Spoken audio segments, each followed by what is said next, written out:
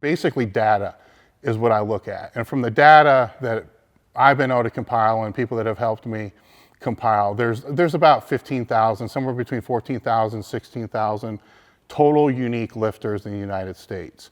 Out of that, 85% of them are... Get the fuck up! Simon says, get the fuck up! Throw your hands in the sky! This question is, why do I feel, or what do I feel the reasons why world records seem to be falling week to week? And this seems to be a popular question that's being addressed to a lot of people. And I'm glad I was asked this because I think that a lot of things are being left out of the narrative when people are answering this.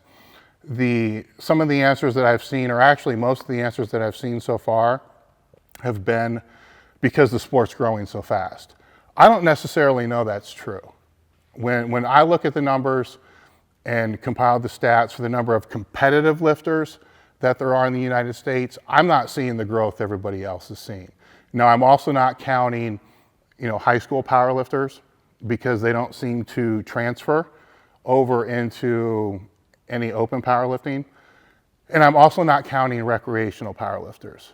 Now, from that standpoint, with the recreational powerlifters, yes, the popularity of powerlifting is way bigger than it's ever been before. What I'm looking at, and the numbers that I look at, are the numbers of lifters that are in federations, the number of lifters who are in the top 50, the top 50 rankings on Powerlifting Watch, and basically data is what I look at. And from the data that I've been able to compile and people that have helped me compile, there's about 15,000, somewhere between 14,000, 16,000 total unique lifters in the United States. Out of that, 85% of them are raw. With that in mind, most of them that are raw are going to be lifting in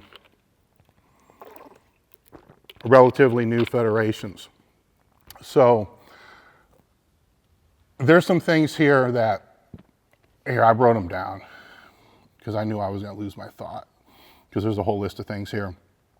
Some things to keep in mind with this is, if the number of lifters, let's just say that it's grown some, all right? The number of lifters has basically been stagnant or grown some since 2012.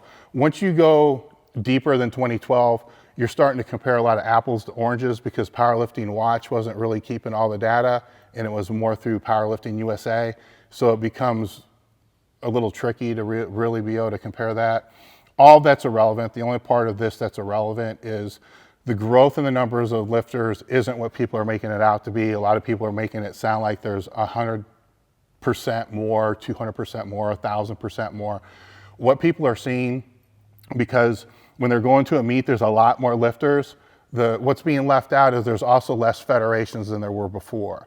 In Ohio, there used to be a couple federations, and I'm going to leave federation names out of this. There were a couple federations that used to have meets every weekend, all year. They don't have meets anymore.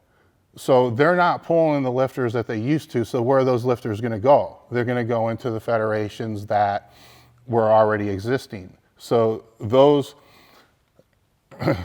people that are going to those meets and the meet directors that are hosting those meets are now getting twice the lifters that they used to have before, and think that there's this huge growth that really isn't there.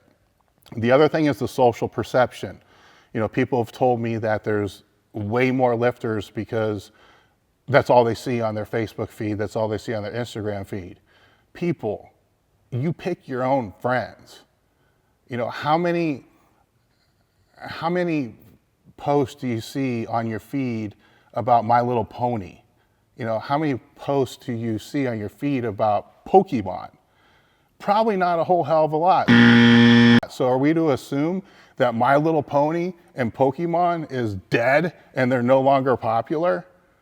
No, you're picking your own friends, and your own friends are going to have similar interests. So that's why you're seeing more people, posting, because they do what you do. The same way you're doing more posting. Anyhow, back on point. Why are there more world records? Here's some things that have been left out of the narrative. For the better part of 40 years, there was no option to be able to compete raw. None. When I came into the sport in '83, when I retired in 2005, I didn't once see an entry form that gave me an option to compete raw. Never. It was geared, I mean, single ply, masters. I mean, there are a million other divisions that I could compete in, but zero for raw. And I don't believe, looking through some of the websites the other day, the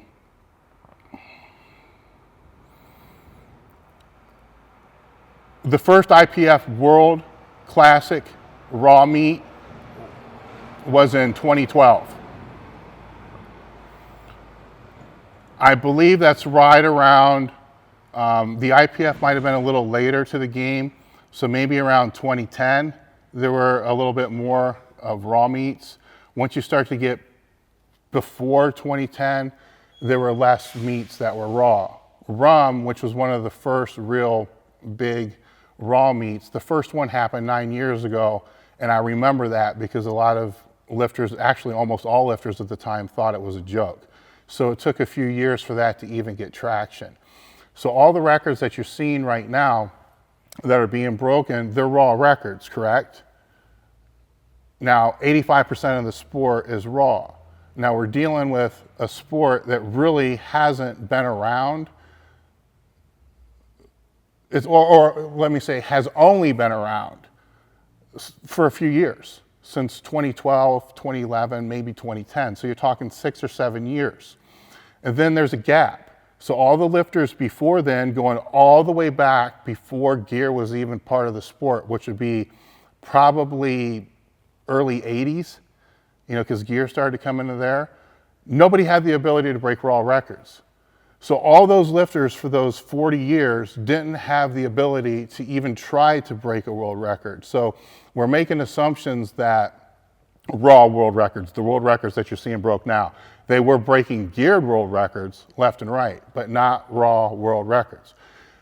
Now, with that in mind, the world records that are being broke that started 6, 7 years ago, when they started, they were based upon the world records that were going back 40 some years.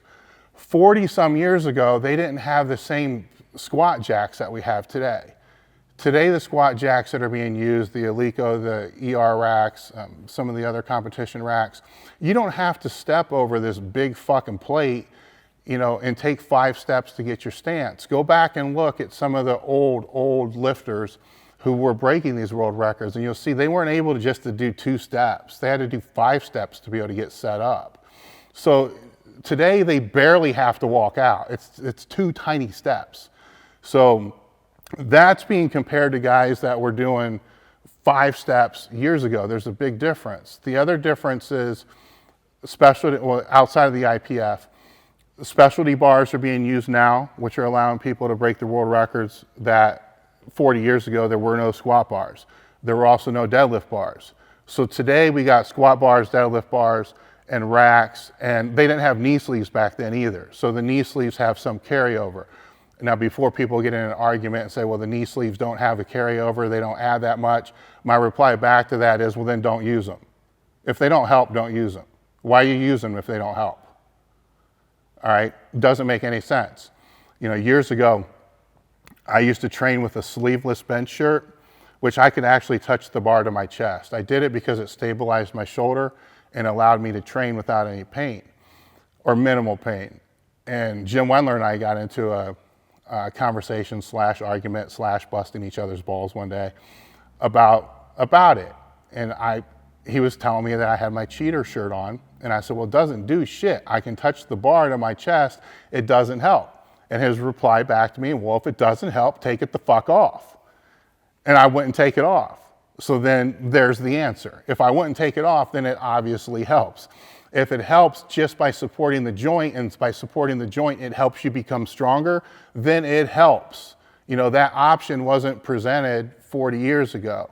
So whatever the carryover is really a moot point because it helps. If it doesn't help, take them off. You know, then you'll be comparing apples to oranges, because They didn't have it. So let's say 40 years ago, or the record that somebody's trying to break that's 40 years old was done by a guy whose knees fucking killed him. He had to ice him before and after he squatted. Well, had he had knee sleeves, could he have squatted more? Hey, if they help support, probably, you know, who knows? Then again, they may not help at all. But if they don't help, why wear them? You know, it doesn't make any sense. So I think that the racks, the sleeves, and the specialty bars are helping with those records as well. I think that obviously the training has evolved. There's no doubt about that. There's no doubt. I don't want to take that away in any ways, because whenever you're dealing with a sport that's been around for 50 years, you're going to have guys that have made mistakes that are helping other people to not make those same mistakes. And the longer that the sport stays around, regardless of what the sport is, the more mistakes are going to be made. And each decade of lifters is going to make new mistakes. And then those are going to be mistakes that won't be made by the next generation, and so forth and so forth and so forth and so forth. So you will end up with better, more organized training over a period of time. And the training now, today, is probably being looked at from a more holistic nature than it was many years ago as well. People are looking more into nutrition, looking more into recovery than they ever have before. So all these things have a factor. All these things are playing into why the world records are falling left and right. But I think the biggest one with it is you're dealing with records that simply just haven't been attacked for that many number of years. The IPF, I believe, changed their world records in 2010 or 2011, completely wiped what they had and then started new.